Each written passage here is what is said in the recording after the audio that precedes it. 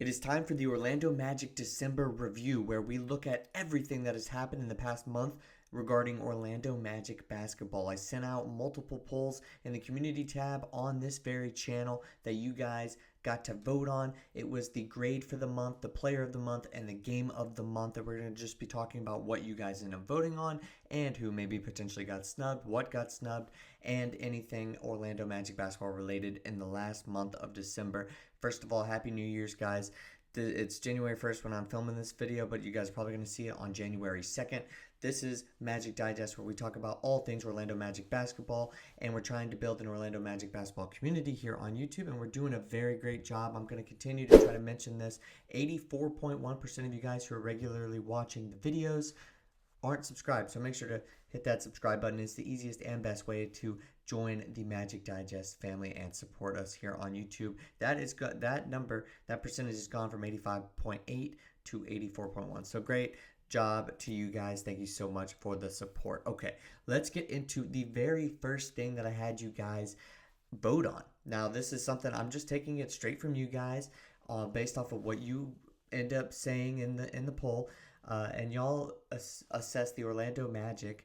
Y'all are kind of tough graders, I would say here. A B for the month. Now, there was a couple different ways of looking at this and voting, and I can kind of see both angles. Now, obviously, my vote, because I did participate as well, is an A here. And I said, look, I think that this Orlando Magic team, while they went 5-7, fought through so much adversity. I truly have never seen a team in the midst of a playoff hunt with home court potentially on the line. I know it's only December, but with good standing in the NBA Eastern Conference, just deal with so many injuries and still stay afloat, stay above water. And we've been talking about this all year essentially, and they have been able to do that. And I had to assess them an A despite going 5-7. I felt like we found a culture and identity, and I thought we honestly took a step forward in this month rather than a step back. Now, you can take a step forward, not a step back, and still get assessed a B, and that's what you guys end up giving them, and I understand where it was coming from. You were losing guys like Franz Wagner. Gary Harris was out for a good chunk of the month, and you end up losing Mo Wagner. From just a team perspective and what potentially the peak could be, you've got guys dealing with injuries. You got a guy out for the whole season as potential 6 Man of the Year candidate. And there were moments, and especially in the Detroit game tonight, where you realize, wow, when a couple guys don't really have their shot going, this offense looks really poor. I would say a B plus A minus range is where I would lean towards. I would say 89, and I'm a nice professor, and I rounded your grade up into an A because I just can't really give this team any less than that for this month. Certainly, if it was a worse month, I would be more than willing to give them or a C or a D and an F, but certainly was happy with the way that this team played and can't really argue too much of it. Okay, I also asked you guys player of the month. You guys assessed Goga Bitadze as your player of the month. 65% of you said he deserved the honors. Now, I don't really think it's a terrible pick, but I put Cole Anthony here just to maybe almost even things out a little bit. I thought that he was the X factor. He was part of the reason why the culture shifted in a sense over this last month, where it felt like it's us against the world. He led some of the comebacks, and I felt like his production off the bench, turning around what he had started himself at the beginning of the year with a terrible kind of start, was extremely impressive. Something I truly not seen before from anybody on the roster. He completely turned it around. I thought he deserved it. Jalen Suggs was actually the leading scorer for the month, but obviously there was not a ton of competition with that, I would say, to an extent.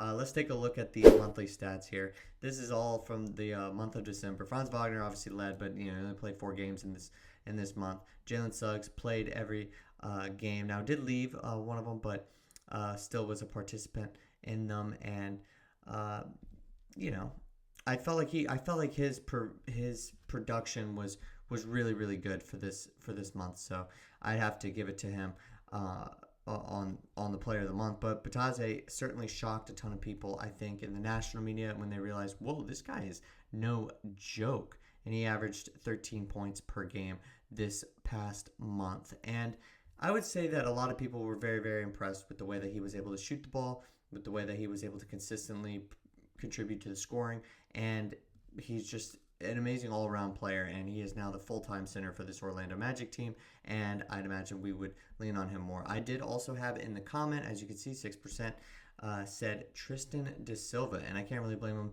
too much for that pick either, because he was the rookie, the wonder kid who has stepped in and is getting drawn up plays for Cole Anthony. He will be in the rotation even when the big guys come back, because Jamahl Mosley clearly trusts him, and I can't blame him whatsoever for that. Now, I also asked Game of the Month. I don't really disagree with you guys too much here, but I just felt like the most improbable win was the game against the Nets just the other night, where Cole Anthony hit the game winner and the Orlando Magic were down by 21 points. But you guys said it's the Orlando Magic and their 25-point comeback versus the Heat. Now, I'd say this is what sparked a major change within the month, within the last 10 days or so of the month of December. The first part of this month was spearheaded by Franz Wagner's continuation from November into December, his Player of the Month campaign, which I said in the last month review, that's what that video was Franz Wagner was the Player of the Month in the Eastern Conference. He continued that for the first week of December. That was the first chunk. The second week of December was holding on to whatever we had and going on a losing streak, and the NBA Cup performance that wasn't so hot, and just losing out to the Bucks, and that game was maybe a partial turning point as well, but I only counted wins for these.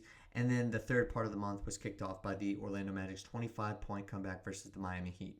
Now, the Miami Heat at this point didn't know what was going on with their organization, with their roster, and so they got up for this game, and Cole Anthony scored most of those 35 points late in the game, fourth quarter, second half, and he was a spark plug.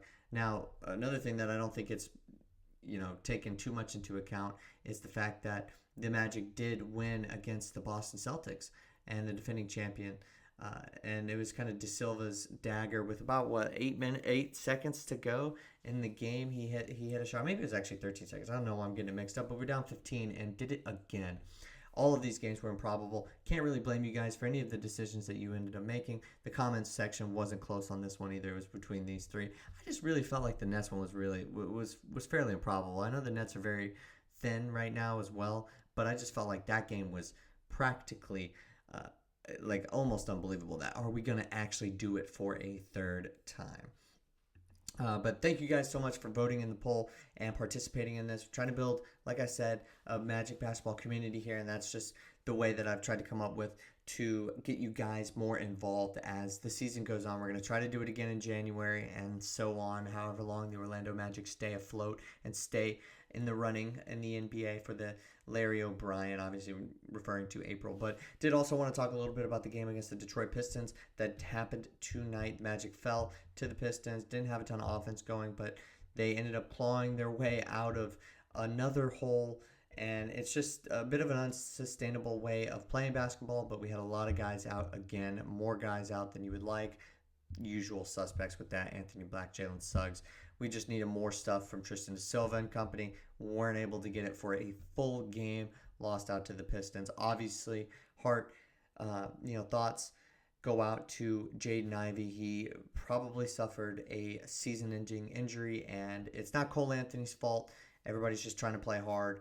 And I looked at that play, and I didn't really see too much wrong with it. But obviously, he's getting some flack on socials. But at the end of the day, you're just gonna have to deal with it. Playing basketball, diving on a loose ball. It wasn't intentional, obviously, but things are going to happen on the basketball court. It's a physical game, and unfortunately, that probably does mean that Jaden Ivey's season is over. So obviously, thinking about him, and then the Orlando Magic ended up losing to start the new year. So hopefully, everybody can get back on track and can continue having a fun 2025.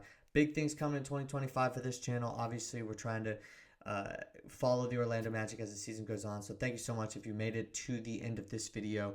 But that's all the time I have for you guys today, and I'll see you guys next time with some more Orlando Magic basketball content.